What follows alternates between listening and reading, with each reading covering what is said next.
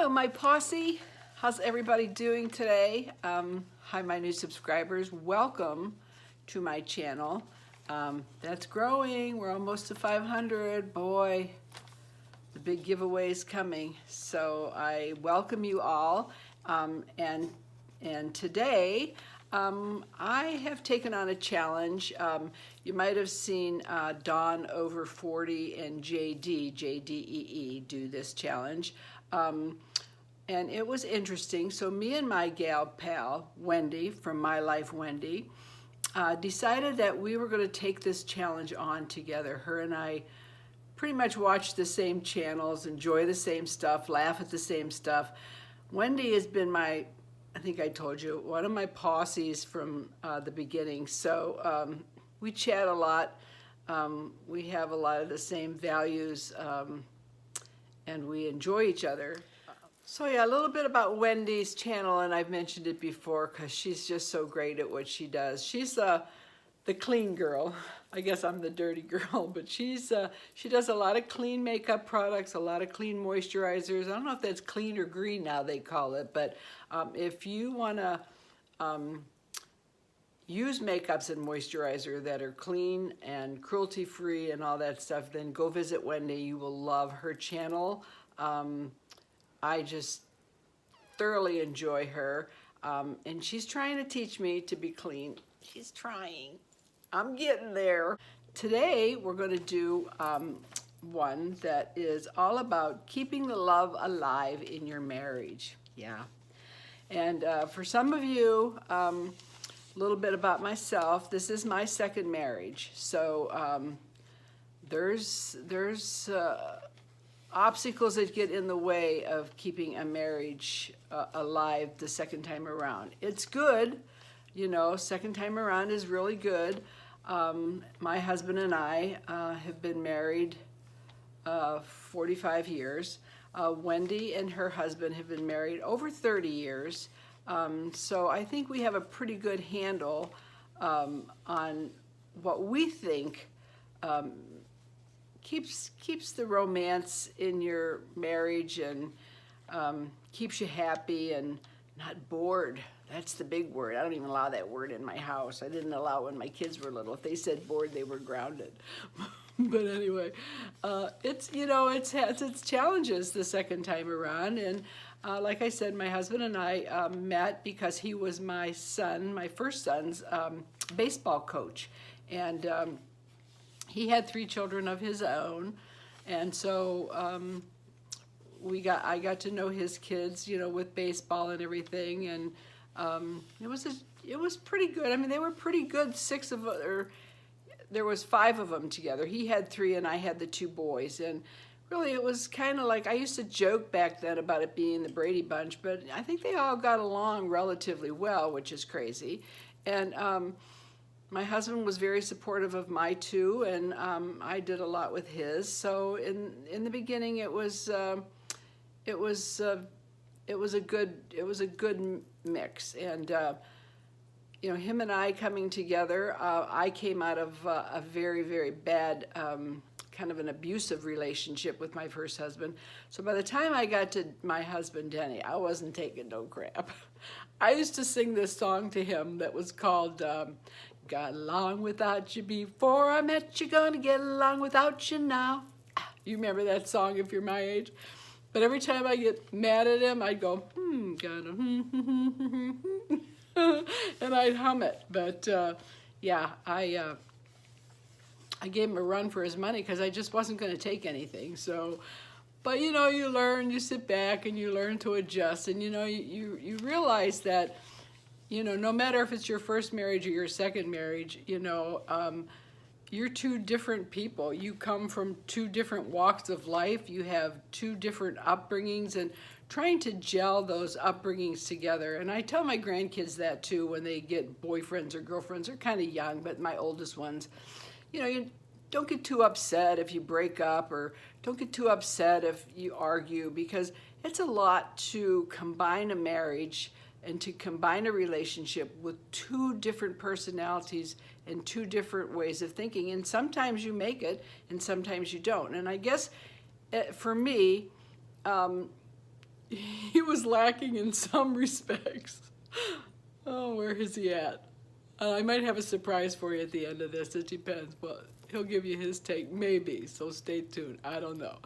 But, you know, he was very different than me. I'm a very outgoing person, very bubbly. I'll do anything for a laugh. And my husband is just really a yawner. I mean, he's just a really laid back kind of guy.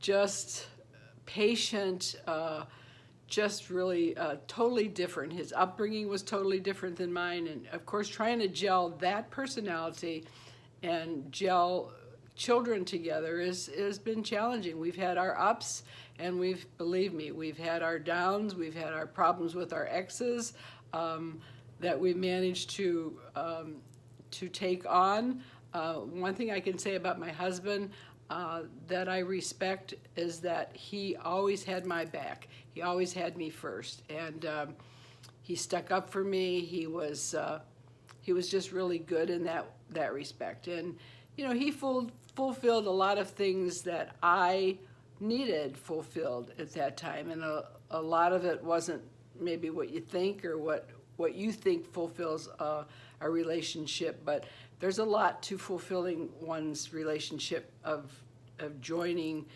together and being one and being happy. And I think for us is that we always made time for ourselves, and you know, we had to. I mean, I had custody of my 2 kids, so he came into the relationship with a 2 kids, and my youngest son was like crazy. I mean, he was like wild about it. I'll work with him and I'll help him. And I remember like 2 years later, we were sitting on the porch, and here my son was like boom, boom, running out in the street and running around. And I said, so when is it going to be your time to work with him? So, but anyway, he did. He was very, very patient. And I think one of the things, number one, that we always made time for each other, and we always had what we called our coffee talk. And in the morning, he would get up and make our coffee and come into the bedroom, and we would just sit up in bed and talk. Just talk. I mean, that was our time. And the kids knew it. Unless you're on fire or bleeding, you do not bother us. I mean, you don't. I mean, the doors were always open, so there was, you know, no hinky-pinky, but they just knew it was our time. And I think that morning time together, we actually did it every day. I would make sure that I got up in the morning, you know, early enough, both of us, before work, and have a cup of coffee together and chat before he went to work, or before I went to work, or before the kids went to school, before we got our morning functioning. That was our coffee talk. That was our time. We talked out everything. I mean, everything that that was bothering us, that we were upset about, that we were happy about, and it was our time. And we do it to this day. And my grandkids, when they come over, they know, ooh, we won't bother you, Nana and Papa, it's coffee time. We go, that's right. You know, so I think we just made time for ourselves. And that coffee talk may seem small to you, but it was just a great time. And if you can do anything, take that time and do it, because it starts out your day with a relationship that, you know, that if there's anything bothering, I mean, sometimes there's things that, you know, bother you maybe the day before, and they fester, and you just talk it out. And I mean, I think we've had less fights ever in our lifetime because of our chatting. So that was one main important thing. The other thing that we've always made time for each other, I think, and we've done it from the beginning, is that when he leaves for work, or I left for work, or he comes home or I come home, we always greet each other at the door. I never go, hello, hey, woohoo, I'm in the bathroom, or yoo-hoo, hey, I'm in the kitchen, or hey, whoo. I mean, I always, if he was coming home, I ran to the door and greeted him with a kiss or a hug, and always glad to see him, always glad to see him.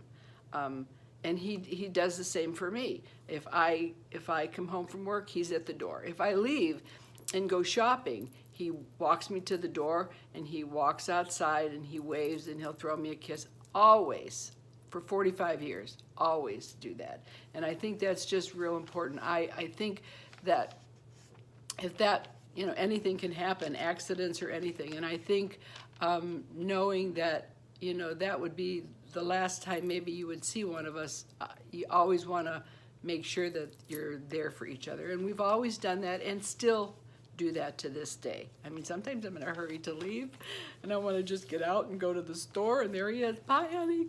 Bye. And I go, bye. Bye. Well, sometimes, but we do it anyway. So that was 2. Number 3 is, of course, the all-time never go to bed, never go to sleep mad. I would say I can count maybe 3 times in our relationship that we've gone to bed mad. And most of the time it's been me, because I get a hair and sometimes I get mad and I go, no, goodbye, good night, no. But really, I think maybe 3 times. And especially now that we're older, I mean, we not only go to bed, give each other a kiss, but now we just shake each other during the night to make sure that we're okay. Are you breathing? It's like, hello? So we never, ever, ever go to bed mad. Ever, ever, ever. And that was 3. And fourth thing is, I think, is we always respect each other. And respecting each other in each other's problems and each other's emotions are hard sometimes, only because, you know, sometimes, you know, he'll say something and you want to respect what he's saying and you want to understand, but you're going, what? Oh, why is he? Well, okay, but he kind of knows it, but I mean, I give him the benefit of the doubt, no. But we do, we respect each other, and I think that's important. When we go out, we don't abuse each other. I mean, I've been out with couples who are just constantly nagging at each other. We don't nag each other. We don't embarrass each other in front of couples. We don't mistreat each other, even though sometimes, you know, if he says something or I say something stupid, you know, we don't go like in front of people, God, that is so stupid, why'd you say that? I mean, we don't do that. And I think that is important, you know, and you don't always agree. And you do sometimes think, gosh, they're so stupid, you know, but you just have to respect each other, I guess. That's the most important thing. And 5 is, I think, you have to support each other. And in a second marriage, too, I think supporting each other's values, traditions, he supports my way of life, my Italian nature, the way I do things, and you know, I support him, and that goes for, we've supported each other through jobs. I mean, my God, I've had so many jobs in my life. I've had a lot of different careers, and no matter what I come home with, and I go, hey, I think I want to sell Mary Kay, and he goes, oh, okay, and then I'll go, well, I think I want to work for a doctor. Oh, okay, you know, and he's just always very supportive of me, and me supportive of him. And whether it's changing jobs, whether, you know, he wants to buy a car, whether, I don't care what it is. We're very, very supportive of each other. Do we have arguments and stuff? Yeah, it's like stupid stuff.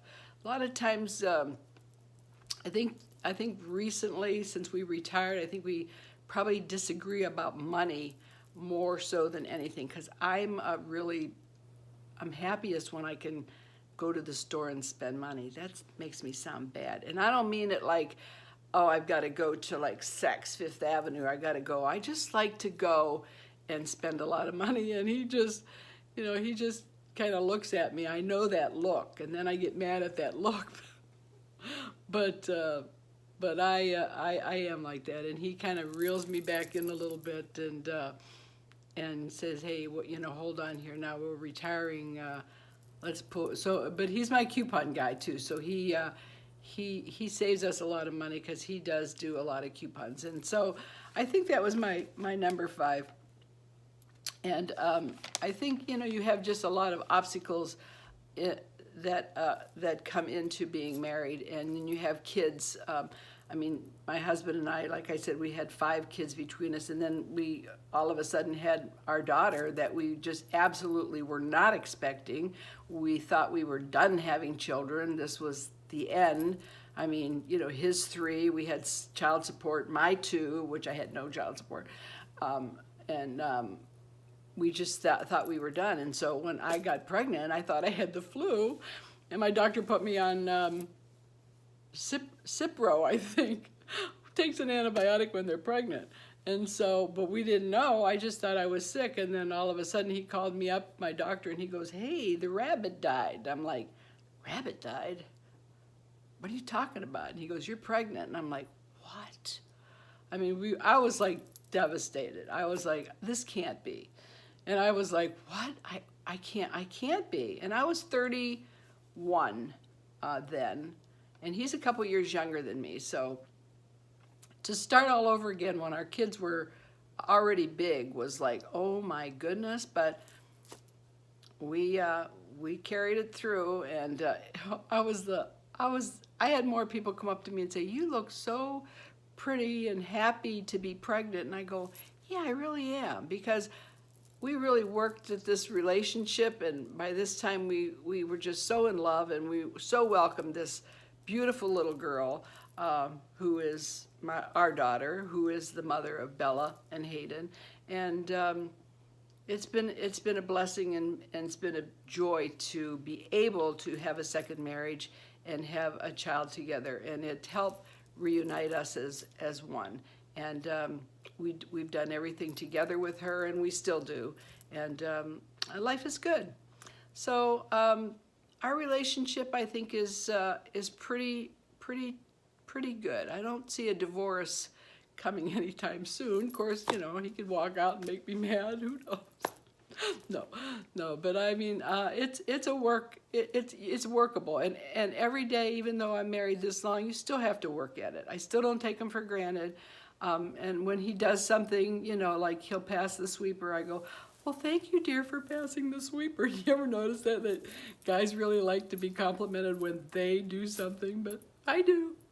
"Thanks for passing the sweeper." "Oh, thanks for doing the dishes," which he does do all the time. And that's, you know, not number 6, but we split up the household chores pretty good, and that really, and he's always been like that. He's changed diapers, he's helped with things. He's never been that husband to, you know, just sit on his hands and watch me. Of course, that would never work, because got along without you before I met you, gonna get along without you now. So that's it for me, and I hope that you gain some knowledge, and go visit MyLifeWendy.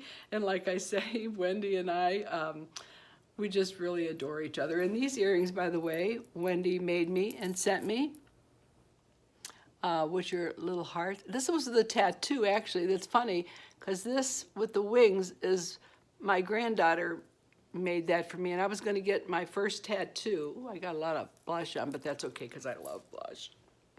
But I was going to get this tattoo on my sore spot in my back, yeah, at my age. And Wendy sent these to me. I was like, wait a minute, my granddaughter drew that. That's just what I want on my back, so everybody will know where my sore spot is on my back.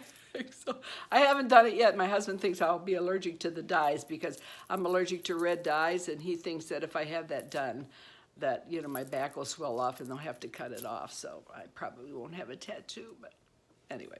So that's my story, and thank you for watching, and go pay MyLifeWendy a visit. You'll probably see her linked in my channel a lot, because I just love her. And Dawn over 40 and Jdee, I will link their channels. They're 2 really great gals on here too, and who we picked up the challenge from them. So enjoy your day, and you know, work at your marriage. You know, it's like everything. Working at your marriage is like working at your beauty. I mean, you have to work at your face every day. You have to, you know, do things to yourself to make yourself look good. You have to work at everything that has a positive outlook in life. If you don't work at anything, you don't clean your house, it's going to be dirty. If you don't scrub your floors, your feet are going to stick to the floor. I mean, you got to work at everything in life. Marriage is no exception. So if you find a soulmate, maybe they don't have everything that you want in a person and vice versa, but the things that are the most important to you are the things that you got to reel in and enjoy, because no two people are perfect, and there is no relationship that's absolutely perfect, raised the same, has the same values, but you pick and choose what's important to you, and you'll find your soulmate like I did. So God bless you all, and thanks for watching, and I'll see you again real soon, and maybe I'll have a surprise if he comes out. Oh, I don't know, that's iffy. I'll be anxious to see what he says. Anyway, I love you guys. Thanks for watching, and I will be back soon with a makeup review. So I love you. Take care. Bye. Oh, brother, this was pulling teeth, getting him to sit here for a minute. This might be the worst I'll take or the best I'll take. I don't know. So I just did what keeps keeping the love alive in your marriage. So what do you think it is? What keeps for 45 years? You're like sitting there so tall, I feel like a shrimp. I'm shrinking. Oh, well. When you become... This is Denny. Hi. He's the one that says, calls me Mr. Talkative. I told you. He's like totally, look, see how shy he is? He's totally opposite of me. He's told me today, he says, I don't know, I couldn't talk to people like you. That's why we make a good marriage. Why is that, honey? Because you're the one that keeps the marriage going with all the talking. Is that right? So what do you think made us 45 years? Well, what made us 45 well, I years? mean, we got 45 years, second marriages, all these kids, yours, mine, and ours. Well, I'm What do you think I'm a firm believer. If you're going through life and you want to be happy, you only go around life once. I don't believe in second chances.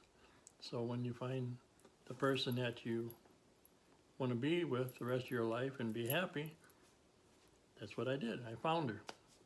We found her. Hey.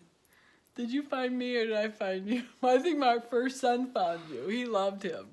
He's the one that set us up. He kept saying, Mom, my coach. You'll love my coach. I was like, okay, so you have my first son to thank for this. So, but you're right, and we're happy. So I wanted to just get your input. There's the camera right there, babe. I know. Not that side, that side. Right here. You're looking at the red dot. Over at this little one. See my Okay. I'm looking for the prompts. for the cue card. Cue cards. Oh, anyway. That's my quiet guy. So thank you for participating. I love that guy. He's my supporter. Thanks for coming in. You're welcome. Bye. Bye. There he goes. Bye. Not to be seen again. Bye.